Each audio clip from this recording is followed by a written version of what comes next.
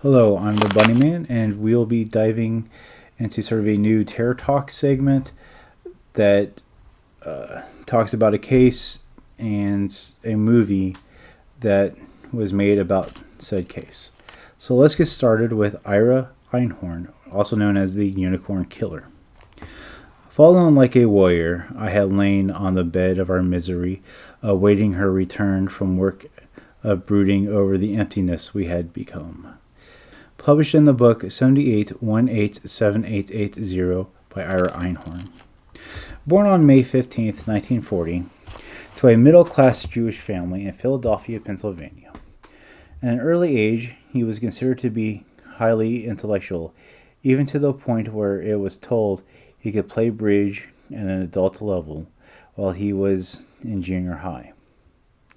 He was also known to read about philosophy, physics, and any other subject he could find. Later on, he attended the University of Pennsylvania in Philadelphia, and becoming active in the ecological groups, became a major figure in the Philadelphia counterculture, anti-establishment, anti-war movements that were prominent in the 1960s and the 1970s.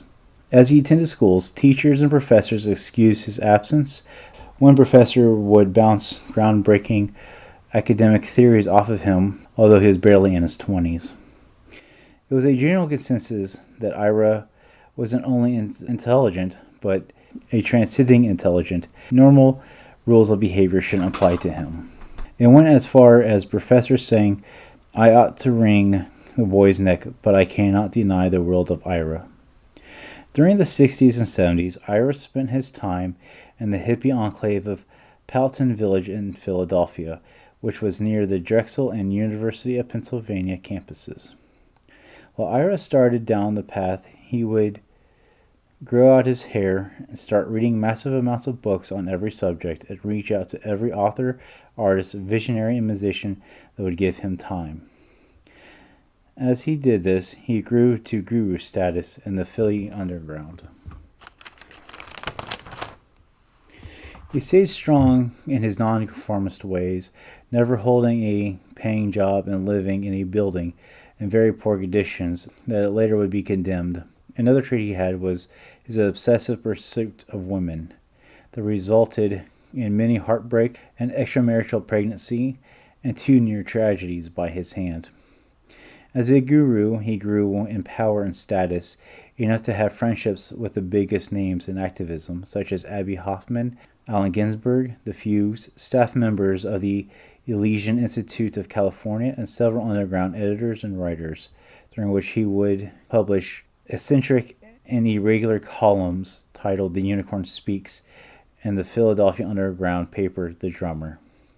He also gained a professorship at the local free university, teaching subjects on psychedelics, yippie, and theories of Marshall McLuhan. Ira also rubbed shoulders with Bell of Pennsylvania executives, politicians like Thatcher Longstreth, attorney Bernard Segal, and reporter Gayton Fonzie. He officially did consultant work with Bell of Pennsylvania, Seagram's, and others.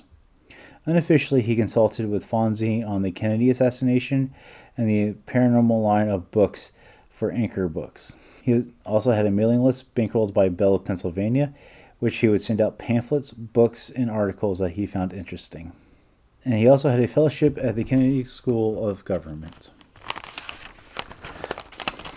The one accomplishment that overshadowed all of this is the first Earth Day in 1970. In many cases, up to recently, Ira was considered to be the planner and organizer of the whole event. Indeed, he did announce it in the local papers in 1960 that his next project would be an international conspiracy to make the planet livable. This announcement placed him on the Earth Day Steering Committee, which he would basically do nothing but he did end up emceeing the live event Philadelphia Earth Day on live television. This allowed him to ride in a hay wagon with the cast of Hair, introduce Allen Ginsberg and several rock acts, and he made a spectacle by kissing the state of Maine Senator Edmund Muskie, all this taking place on national television. After Earth Day, his career and notoriety was launched on the national stage. He started to write a book outlining his philosophy for those unlucky to be graced by his presence. 78-187880, the Library of Congress number. The book was filled with faux ideas and other writer styles. It also had a mix of graphics and unique font styles. His justification to readers would be they would get it or not.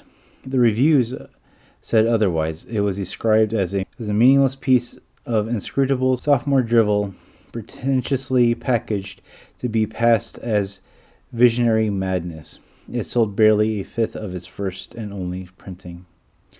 The wounded and infuriated Ira put this past him, and he decided that he was better to serve his local community and not a New Age community as a whole. Although his book failed, his prestige rose. As he leaned on his network throughout the 70s, he made a name in psychic research, consulting work for New Age think tanks, had symposiums, and even invited to the royal family of Iran's dinner table. In October 1972, a talented dancer, All-American ethereal beauty Holly Maddox, a native of Taylor, Texas, graduate of Bryn Mawr College in a suburb of Philadelphia, Pennsylvania. She fell in a star-crossed, stormy relationship with the unbathed, unorganized, self-proclaimed planetary enzyme guru, Ira Einhorn. At this time, Ira was living well. He received generous gifts from wealthy benefactors and was influential in corporate structures, hoping to tap into secrets that would make them money. During their 5-year relationship, one could say it was stormy, filled with mental and possible physical abuse, infidelity, chaos, and one-sided adoration. In September of 1977, Holly broke up with Ira and went to New York City. She got involved with a man named Sal Laptis, which she met at a dinner party in mid-1977. They traveled to Fire Island, New York, which Sal recounted as a magical 3 to 4 week relationship. Back in Philly, Ira was furious that Holly dumped him, and at some point Ira got a hold of Holly, which he threatened to throw her clothes, driver's license, and bank account out of the window, as told by Sal during Ira's trial. Holly yielded to Ira's demands and returned to Philly on September 9, 1977, to collect her belongings. Much to the protests of loved ones, she was never seen again. For 18 months, Holly's parents, 3 sisters and brother in Texas, were desperate, and they felt Ira had a major role to play in her disappearance, and they hired a private investigator to find out what had happened. During this time, Ira was busy cultivating new contracts among local politicians and corporate executives, socialites, and businesses that hired him as a counterculture consultant. As the investigation expedition started into Holly's disappearance, they asked Ira if he had any knowledge. He simply told them that he was sorry, he had absolutely no idea where she is, and is too busy to worry about her, and had more pressing matters to take care of. In March 1979, Ira's downstairs neighbor found it difficult to tolerate a foul smell that began to permeate their apartment, and they noticed a brown stain appeared on the ceiling, and a strange fluid began to leak down into their apartment. They finally broke down and called the police. On March 29, 1978, investigators arrived at Ira's apartment with a search warrant and knocked on the door. In hippie style, Ira answered the door in the nude, while offering no resistance as the officers began to search for the source of the stain and odor. Through some searching, they found a large steamer trunk inside a closet, and inside that steamer trunk was a mummified body of a woman whose skull had been crushed. They found the source of the mysterious odor as it leaked from the decomposing corpse. The officer proclaimed, "We have found Holly." and Ira calmly said, "You found what you found." Holly was so severely decomposed that her remains weighed a total of 37 pounds. Her skull had been fractured in 6 or more places. She was stuffed into the trunk, packed with styrofoam, newspaper, and air fresheners. The trunk was then stuffed into the closet. Einhorn was arrested. During his bail hearing, an impressive number of high-profile character witnesses appeared on his behalf to vouch for him, stating, "Ira had great love for the earth. He surely couldn't have murdered anyone."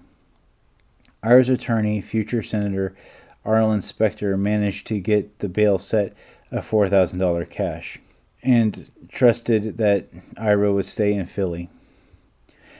Seagram's Harris Barbara Bronfman paid the bail. Ira proclaimed he did not kill Holly, that he hadn't seen her since they broke up, and she was murdered by agents of a secret government conspiracy, and her body was brought to his apartment and hidden to frame him. Another story he told was Holly was killed by the CIA or FBI and left there to frame him. Being afraid that no one would believe him and accept the truth, he stuffed and hid the body in the trunk in hopes of never being found. Ira was convinced the feds had it out for him because of his anti-war movement and communications with peaceniks and the USSR. He also claimed targeted him because he helped work on creating the internet. January 1981, 2 months before his murder trial, he fled the United States. For several years, the DEA, FBI, Interpol, national police forces from half a dozen countries tracked Ira, from Ireland to Sweden to England and finally to France. Ira was able to do this with the money of wealthy benefactors, some still under his spell, others believing he is innocent. In 1993, a Philly court tried Einhorn in absentia for the murder of Holly Maddox. The defendant, represented by an empty chair next to his lawyer, they did this out of fear that a number of witnesses would die before Ira could be apprehended and brought to trial, and to give closure to the Maddox family. He was found guilty, which led to more obstacles. A year later, the lead investigator of Ira's case received a tip from a wealthy benefactor that no longer believed in Einhorn's innocence, that he did not kill Holly. She tipped them to look at a wealthy Swedish woman named Annika Floden. In 1997, a Swedish Interpol officer turned up a name Annika Floden Malin on an application for a French license. The lead investigator knew that Ira borrowed the name Eugene Malin from a Dublin bookseller. On May 15, 1997, Ira's 57th birthday, the head investigator secured Ira's address in Champagne-Montagne in southwest France. Although they feared someone would tip off Ira, no one did. On July 13, 1997, the French National Police surrounded the tile farmhouse before sunrise. At 7:30, they proceeded to knock on the door. Annika answered the door. The police told her she lived with a dangerous man and proceeded to enter the home, finding the 57-year-old naked Ira laying on his bed, protesting he was Eugene Malin, not Einhorn. He was arrested, fingerprinted, and jailed. June 13, 1997, 16 years later, spanning 5 countries, Ira awaited extradition imprisonment in the Bordeaux region. On September 2, 1997, Dominique Tricard, a lawyer claiming to not have lost an extradition case, presented his case telling the court the French will never send back a man to a barbaric country where he was tried without being present to defend himself, and that they wouldn't release a man to be executed. Issues arose during this trial, and that the French law and European Court of Human Rights required a new trial when a defendant is sentenced in absentia and rejected the extradition request. In order to secure extradition, PA legislation passed a 1998 bill, the Einhorn Bill, allowing absentia defendants to request another trial, which up to this point was not on the books. During this time, France freed Ira under police supervision and was placed under intensive surveillance, which the United States did not like. Finally, the matter went to Prime Minister Lionel Jospin. His extradition must be ordered by the executive. Meanwhile, Irish supporters claimed unfair treatment by the American criminal justice, and that he wouldn't receive a fair trial, and that there may be some political motivation, since 35 members of Congress sent a letter to the French president. Because of the sensitive nature, the French Prime Minister took time to reach a decision, but eventually released an extradition decree. Some believe that the Prime Minister caved to political pressure from President Bill Clinton. Einhorn litigated against the decree before the consulate, which ruled against him. Ira then attempted to slit his throat and litigate before the European Human Rights Court. On July 20, 2001, he was extradited to the United States after the U.S. promised French authorities that he would receive another trial and would not face the death penalty under any circumstances. October 2002, taking the stand in his own defense, Ira claimed Hawley was murdered by CIA spooks attempting to frame him, and because he investigated on the Cold War and psychotonics. The jury did not find his testimony credible and confirmed his conviction on October 17, 2002, after 2 hours of deliberation. On April 3, 2020, Ira Einhorn died while serving time at SCI Laurel Highlands in Somerset, Pennsylvania. He died at 79. During all this, the Maddox family faced many tragedies. In May of 1981, Fred Maddox killed himself out of despair. In June 1990, Elizabeth Maddox, the mother, died of emphysema, and they lost the family home due to Einhorn skipping bail. The Hunt for the Unicorn Killer was made for TV, which was a 2-part miniseries that aired on NBC on May 9th and 10th of 1999. It could be found on YouTube. It's a drama thriller starring Kevin Anderson, Naomi Watts, and Tom Skerritt. It follows the moment that Holly and Ira met after Earth Day, followed her murder, followed the trial up till 1999. Overall, it's pretty accurate from what I can tell. Maybe some things were made up. Holly's interests, some of the fights that they had, things like that.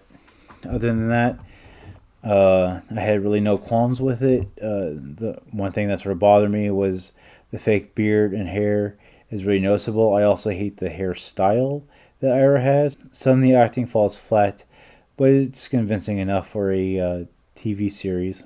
And the thing that I really liked about this film is that they didn't villainize Ira from the get-go. They tried to really give a general all sides perspective of what happened.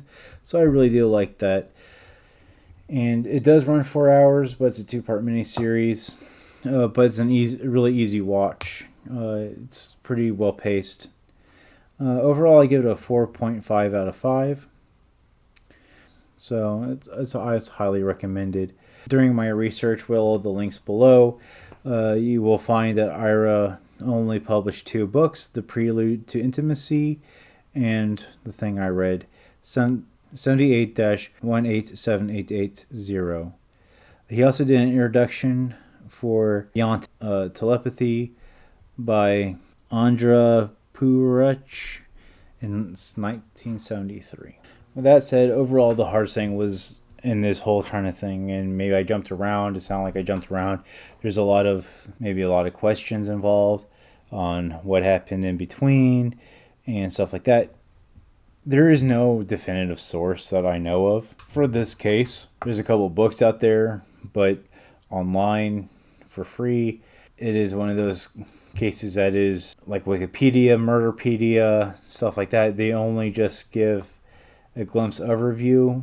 I did find a few other sites. Like I said, it'll be linked down below. But overall, it was very hard to even try to come up a cohesive timeline because it does jump all over the place.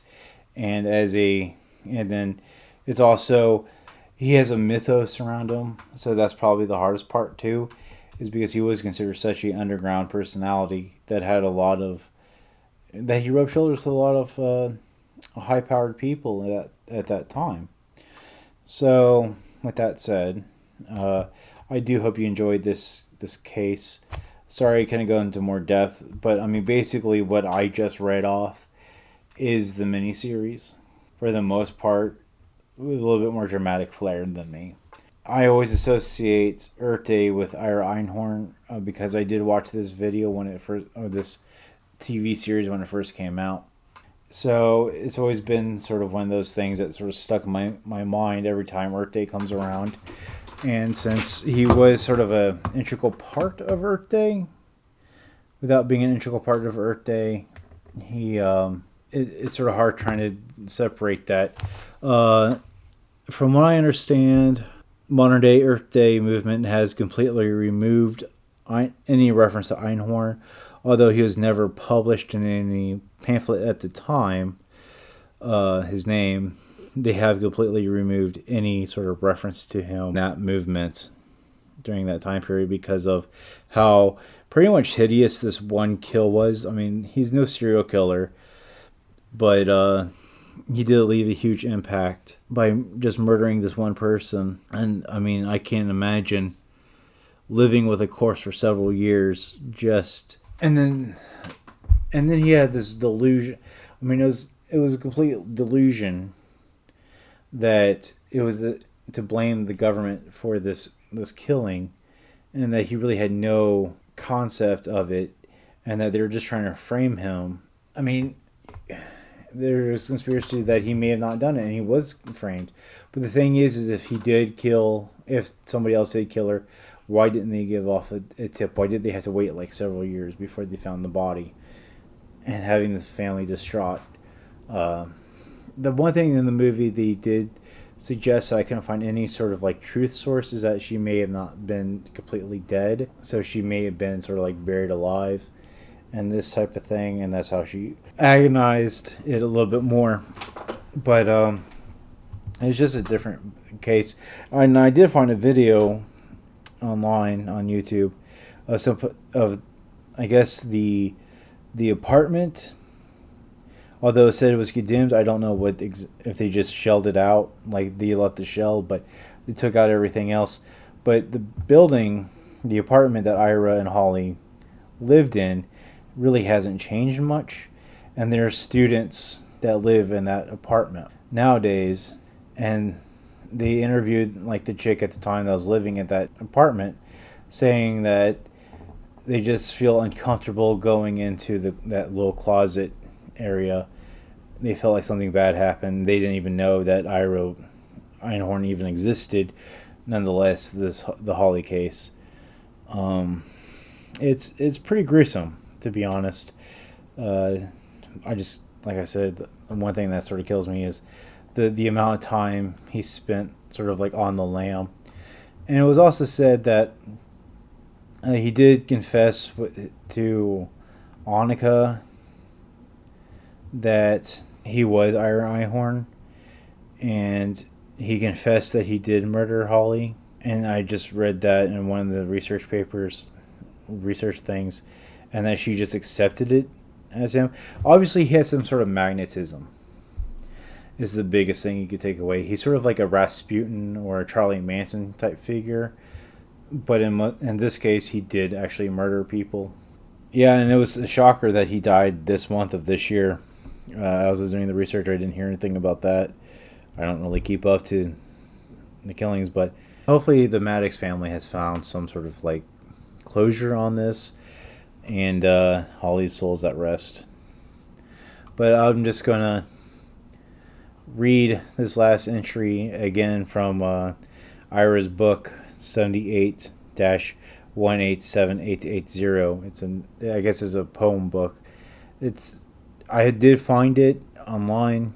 It's pretty up there, $39 or up to like $95.